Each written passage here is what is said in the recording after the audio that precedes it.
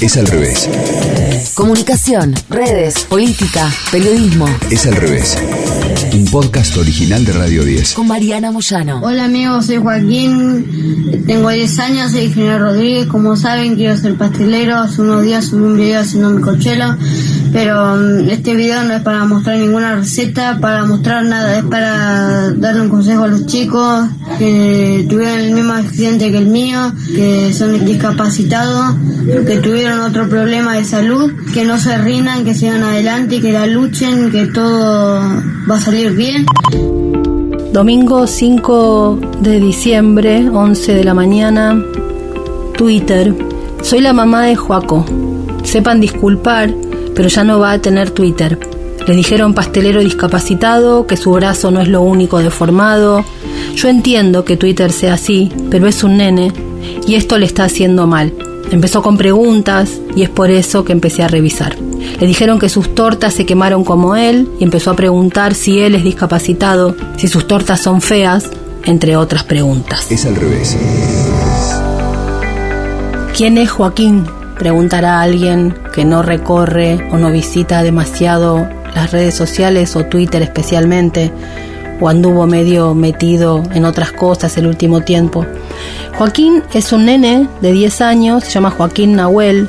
Él es un nene que tuvo un accidente doméstico con alcohol, se quemó el 25% de su cuerpo y necesita una cantidad de dinero para hacer una operación reconstructiva en Estados Unidos. Le gusta mucho hacer tortas, hornear, e hizo público sus gustos, que le encanta preparar tortas, y en medio día fue viral, fue famoso, terminó en los medios de comunicación más importantes, fue furor en las redes sociales, el cocinero Betular lo apadrinó más o menos, fue un meme de no te metas con el nene de las tortas en Twitter, en fin, fue un boom. Apenas empezó a hacer su recorrido el anuncio de la mamá de Joaquín, estallaron las respuestas, la mayoría muy en líneas de que hay personas rotas que solo usan redes para lastimar, o que a las malas personas que bardearon a Joaquín ojalá sean muy infelices, o que hay haters sin vida o contratados para lastimar y se les pedía un segundo de reflexión.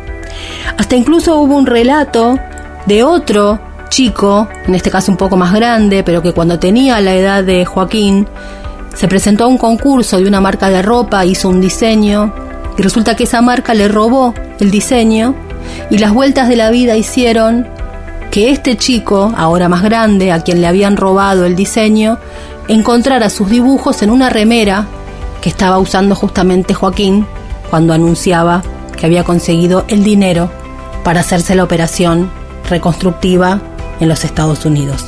Algunos otros planteos fueron por el lado de la responsabilidad de los padres, de si un niño de 10 años puede estar en una red social como esta, que es bastante perversa, que es demasiado reactiva, que los niños no pueden estar ahí. Todo el tiempo había una idea de una responsabilidad individual o moral, de los haters, de los padres, de los que le responden. Lo que me parece que faltaba era la pregunta que hace rato debemos hacernos más y parece que no termina de aparecer, y es sobre nosotros en las redes sociales, en la era de las redes sociales. Sí, gente mala hay un montón. Ahora, ¿por qué en las redes sociales somos más como quieren las redes sociales que seamos que como nosotros solemos ser? ¿No hay una pregunta a hacerse ahí sobre la lógica propia del funcionamiento del soporte? ¿Por qué permanentemente pensamos que nosotros somos ahí tal cual somos, para luego decir la red es así? La gente es mala, sí, hay gente mala, y Twitter es una red complicada, no por lo que se dice, por su propio funcionamiento de exposición y de encadenamiento de conversaciones. El problema es que todos somos víctimas y también combustible y parte del engranaje de ese nuevo mundo que estamos viviendo y no terminamos de abordar del todo. No se trata solo de malas personas, sino de lo que significa el compromiso, lo que llaman el engagement de estar en las redes sociales. Hay una lógica de funcionamiento en esas redes. Alguien dirá, Instagram no es así. No funciona de la misma manera en el modo en que se presenta la conversación. Pero vamos, cualquiera que quiera ir a ver las respuestas agresivas, abajo de la fotografía en los comentarios las va a encontrar. Es más, con más espacio para poder vomitar la furia. Quizá Instagram parece una red más amable porque hay fotografías lindas, comidas ricas, muchos viajes. Pero ojo, no nos engañemos. No es que el odio está en una red y en otro no. Hay una lógica de funcionamiento, con una cantidad de cuestiones que están estudiadas y que vamos a intentar hoy conversar sobre algunas. Es lógico que cuando nos pasa algo así de desagradable, busquemos respuestas taxativas, determinantes. Que los padres son los responsables, que la red social es así. ¿Y si hay un poco más? ¿Y si no es solamente eso? De la misma manera que el consumo excesivo de glucosa en la sociedad contemporánea nos produce obesidad, diabetes, enfermedades cardiovasculares y el aumento en los índices de la mortalidad, las redes sociales nos generan un estímulo supranormal de nuestra necesidad intrínseca de relacionarnos. Somos seres gregarios. Robinson necesitó de un viernes. Tom Hanks en Náufrago tuvo que inventar a Wilson. Y el conde de Montecristo soportó la soledad de su reclusión gracias a Faria. Necesitamos interacción social, así como necesitamos glucosa. Las investigaciones científicas todas han demostrado que las personas que tienen un círculo social más profundo tienen menos probabilidades de morir jóvenes. Si nosotros, por definición humana casi, somos así, ¿qué hacemos cuando nace un universo, un territorio en el que justamente lo que nos dicen es relaciónate mucho y todo el tiempo que puedas? Recuerdo que en el 2008 discutí mucho sobre el alcance de la palabra amigo. En ese tiempo, no es casual, porque era cuando estaba explotando el concepto de amigo en la red social de ese momento, Facebook. Y preguntaba, ¿cuántas amistades uno puede tener? Está claro, años después, ahora, que no son amigos, al menos no en el sentido que le dábamos antes a la amistad. Sin embargo, la cantidad de gente de la que sabemos su día a día, el crecimiento de sus hijos, si están enfermos, si fueron al teatro, a la cancha, creció exponencialmente. Y ahí no hay maltrato. Pero hay una pregunta para hacerse. ¿Estamos listos para tanta información social? ¿Cuántas fotos de fin de semana, cuántas sonrisas de hijos, de amigos podemos likear? ¿Cuántas stories de Instagram, de cuánta gente podemos ver sin que sea nocivo? Y sin que haya ningún tipo de palabra agresiva. ¿Qué hacemos con la sobrecarga de la información, aunque sean todos elogios? Porque imaginemos que a Joaquín nadie lo hubiera agredido. Imaginemos que todo era aceptación, elogios y buenas palabras, pero de a miles, de a cientos de miles, todos los días, a cada hora. ¿No hay un problema también ahí? ¿No hay un problema con la exposición? Alguien me dirá, los padres no pueden permitir que los niños tengan redes sociales. Esa es una gran pregunta. ¿Qué hacemos con los niños y las niñas nativos digitales que nacieron en esta era con estas reglas? Los corremos de la era, los corremos de estas reglas.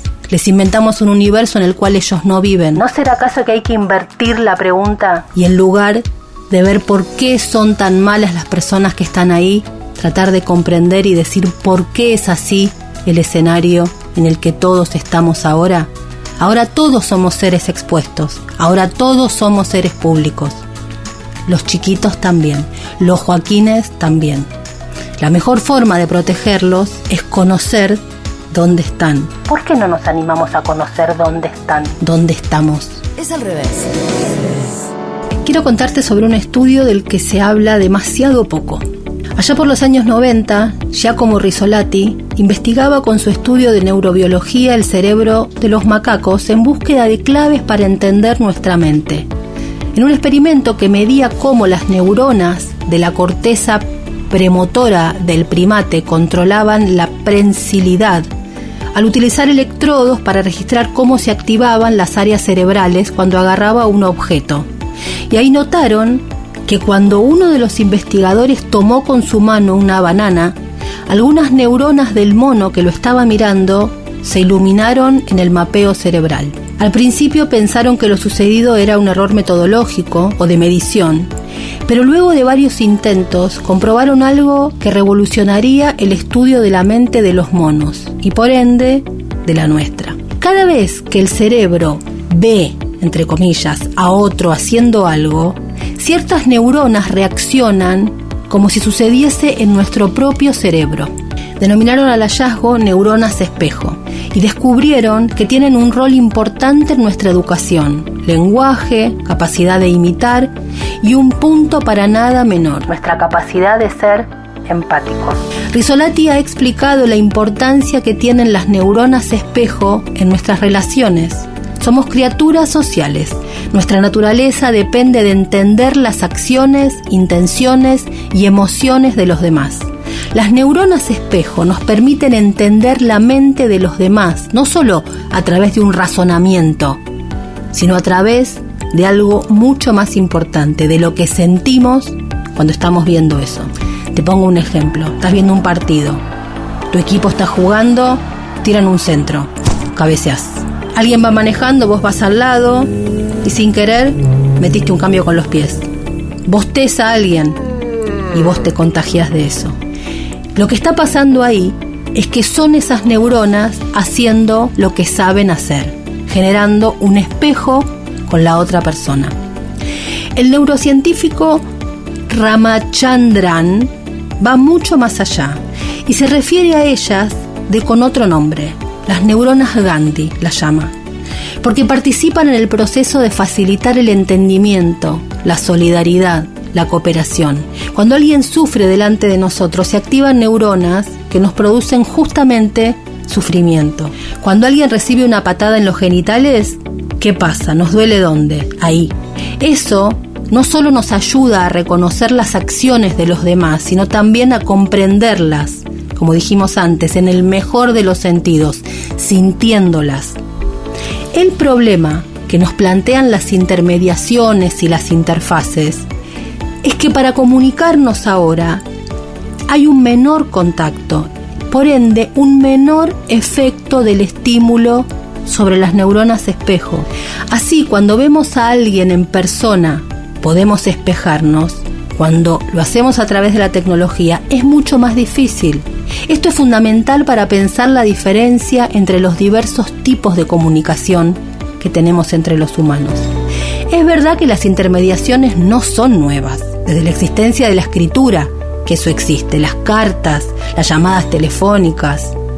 Pero en las cartas manuscritas hay un rasgo que todavía mantiene la presencia corporal: la caligrafía. Muchos aprendimos a leer alrededor del texto con el tipo de letra y el cuerpo que esa letra adquiere, la firmeza del trazo, la inclinación. En los llamados telefónicos, ni hablar, tenemos la voz. Ahora, esta derivación hacia sistemas mucho más despersonalizados, ¿qué efecto tiene en nuestra comunicación?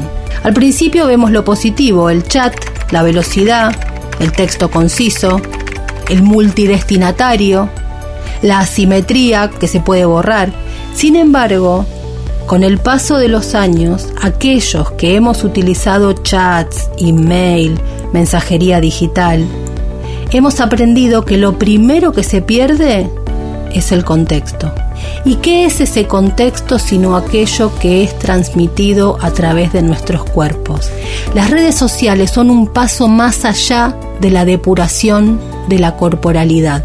Si bien ciertos autores buscan en la bio, el avatar, los videos o las selfies publicados, huellas digitales similares a aquello que contamos con el cuerpo, en las redes sociales principalmente lo que hay es habla. Y Twitter es un territorio donde las neuronas espejo no tienen chance. Al ser primordialmente texto, no hay forma de que se generen estímulos que enciendan nuestras neuronas miméticas. Al no poder utilizarlas, la capacidad de empatizar se reduce a casi nada. Hay que hacer un esfuerzo para algo que en el cuerpo a cuerpo nos sale de manera natural.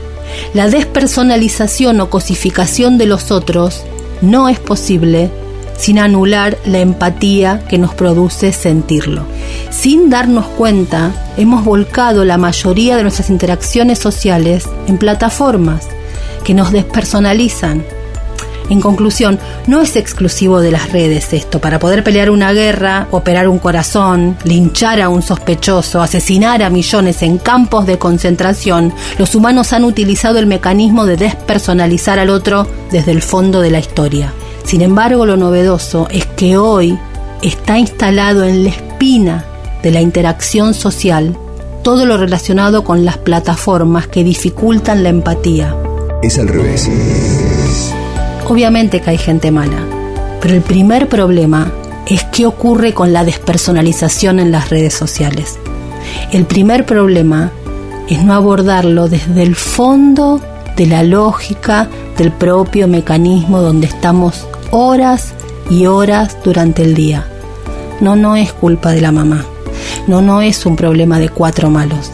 Es un problema de que no terminamos de conocer dónde estamos parados tantas horas del día. Mi invitación es siempre la misma: conocer dónde estamos, alfabetizarnos digitalmente.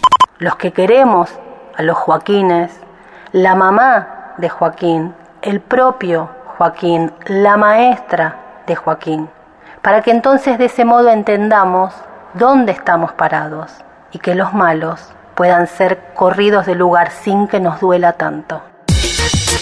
Escuchaste Es al revés.